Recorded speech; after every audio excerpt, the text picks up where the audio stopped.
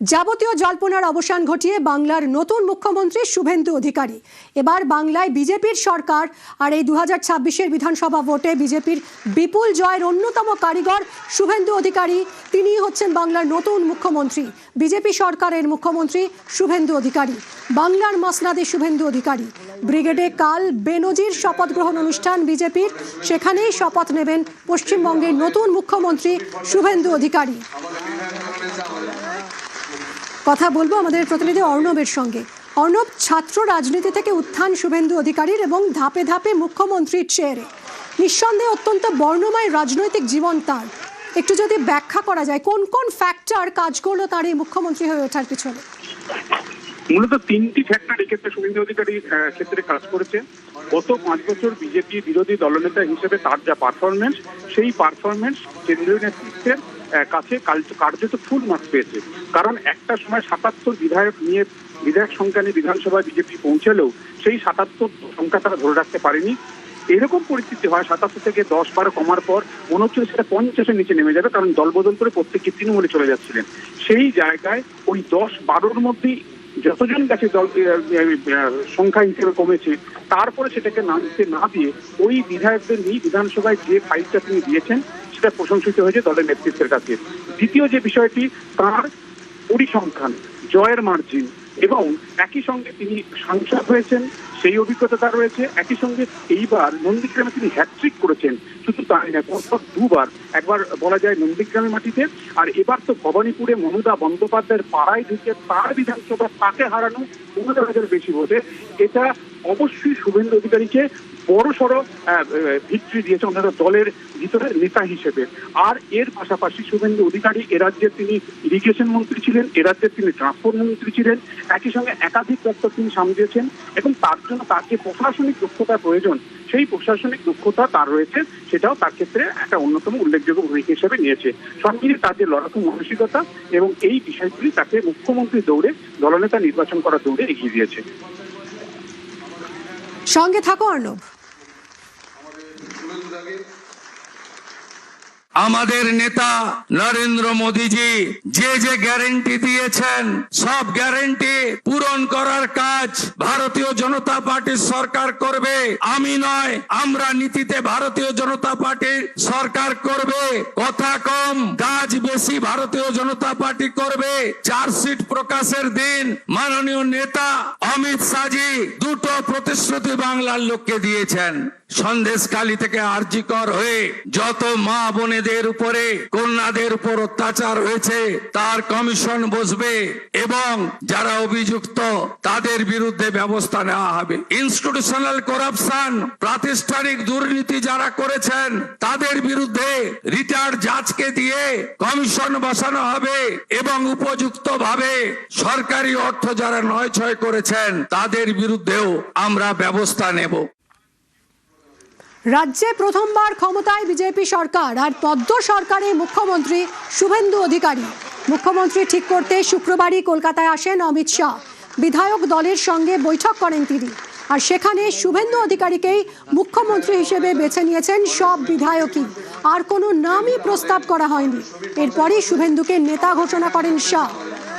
কাল সকালে ব্রিগেডে নতুন সরকারের শপথ, তারপরই নয়া সরকারের পথ চলা শুরু।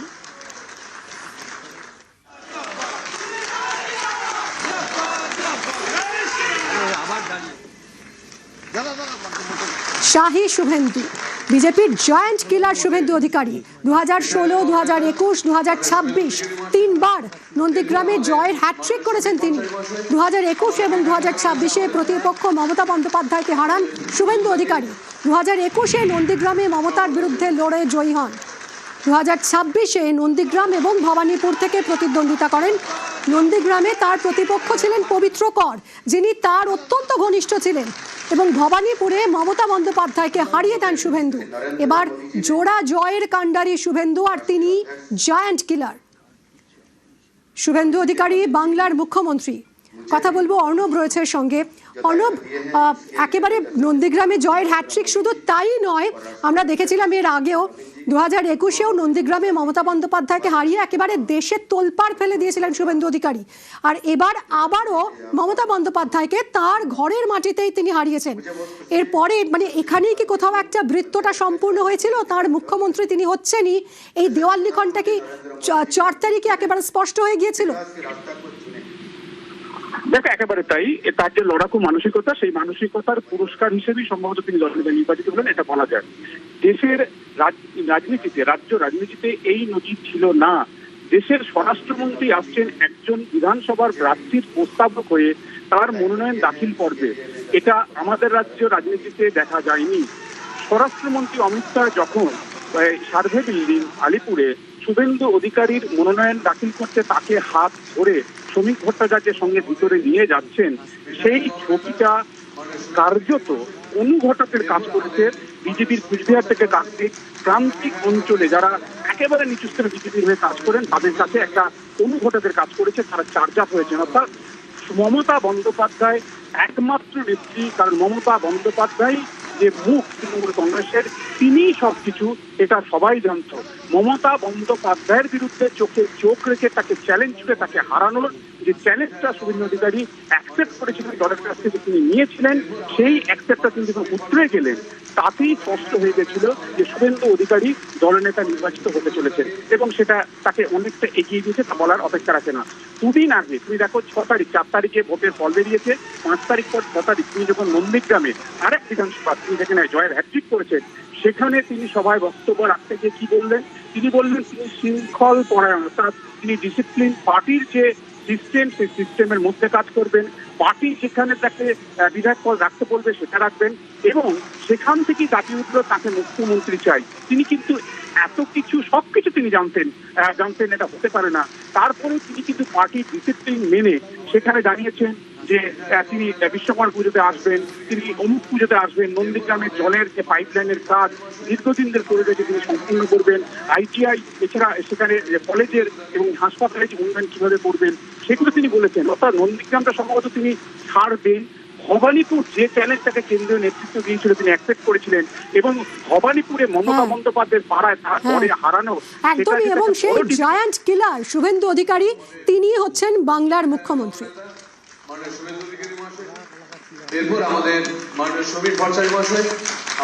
নতুন বিজেপি সরকারের নতুন মুখ্যমন্ত্রী শুভেন্দু অধিকারী। ফল ঘোষণার পর থেকেই শুভেন্দুর নামেই জল্পনা ছিল একেবারে তুঙ্গে। আজ সকালেই কলকাতা বিমানবন্দরে অমিত শাহ আসেন এবং অমিত শাহকে সংবর্ধনা জানান শুভেন্দু অধিকারী। তখনই শুভেন্দুর পিঠ চাপড়ে দেন স্বরাষ্ট্রমন্ত্রী, আর তাতেই ইঙ্গিত মিলেছিল, ছবিটা আরো স্পষ্ট হয়ে গেল।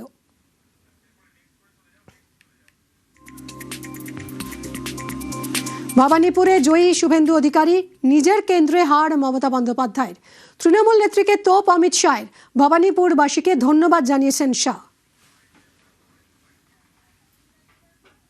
शुभेंदु दा ने गत चुनाव में दीदी को नंदीग्राम में हराया था। मैंने दीदी का एक इंटरव्यू देखा था, वो कहती थी मैं इनके गढ़ में लड़ने के लिए चली गई। दीदी इस बार तो शुभेंदु दा ने आपके घर में आकर हराया है। मैं भवानीपुर की जनता का भी बहुत बहुत हृदय पूर्वक धन्यवाद करना चाहता हूँ। জোড়া জয়ে শুভেন্দুকে শুভেচ্ছা অমিত শাহের। শুভেন্দু অধিকারীর হাত ধরে বাংলায় সুশাসন প্রতিষ্ঠা হবে, আশ্বাস অমিত শাহের।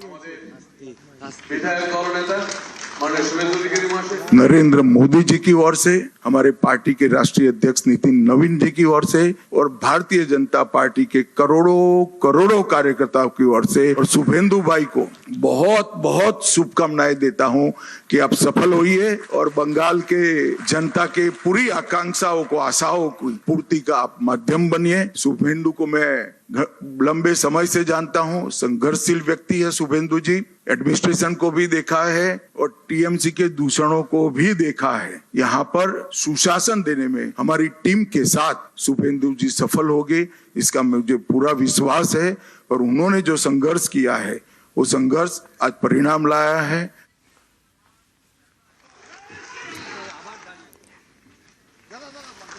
কাল রাজ্যের নতুন সরকারের শপথ, ব্রিগেড প্যারেড গ্রাউন্ডে হবে এই অনুষ্ঠান। আজ বিজেপির বিধায়ক দলের নেতা নির্বাচন, রাজ্যের নতুন সরকারে সম্ভাব্য মন্ত্রী কারা, এই মুহূর্তে এই প্রশ্নটাই সবচেয়ে বড় হয়ে সামনে আসছে যে শুভেন্দু অধিকারীর নেতৃত্বে কাল যে শপথ গ্রহণ অনুষ্ঠান হবে সেখানে ক্যাবিনেটে আর কারা কারা থাকবেন। জল্পনা তুঙ্গে এই নিয়েও অনেক নাম সামনে আসছে। কারা এগিয়ে রয়েছেন সুস্মিতার সঙ্গে কথা বলবো। সুস্মিতা, ইতিমধ্যেই রাজ্যপালকে প্রথা মেনে আবেদন জানিয়েছেন শুভেন্দু অধিকারী এবং যেখানে তার সঙ্গে আর কারা শপথ নেবেন সেই নামও দেওয়া হয়েছে। মন্ত্রিত্বের দৌড়ে কারা রয়েছেন? দেখো, মন্ত্রিত্বের দৌড়ে এখনো পর্যন্ত একাধিক নাম সামনে আসছে, যার মধ্যে দিলীপ ঘোষ থেকে আরম্ভ করে রুদ্রনীল ঘোষ এবং শুধু তাই নয়, একাধিক নাম প্রকাশ্যে আসছে। অগ্নিমিত্রা পল, শঙ্কর ঘোষ, একাধিক নাম প্রকাশ্যে আসছে এবং শিল্প থেকে স্বাস্থ্য, শুধু তাই নয়, একাধিক দপ্তরে কোন দপ্তরের ভার কার হাতে যাবে সে নিয়েই এই মুহূর্তে রাজ্য রাজনীতিতে জল্পনা তুঙ্গে।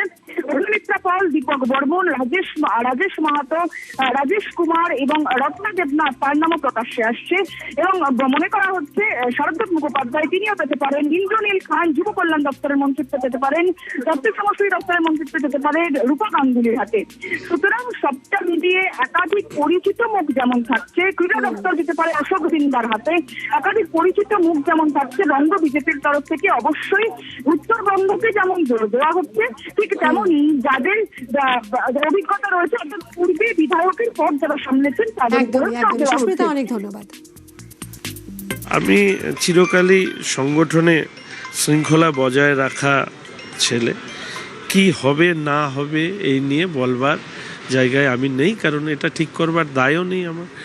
পার্টি যখন যা দায়িত্ব দেবে আমাদের পালন করতে হবে, আমরা সেইভাবেই কাজটা করি।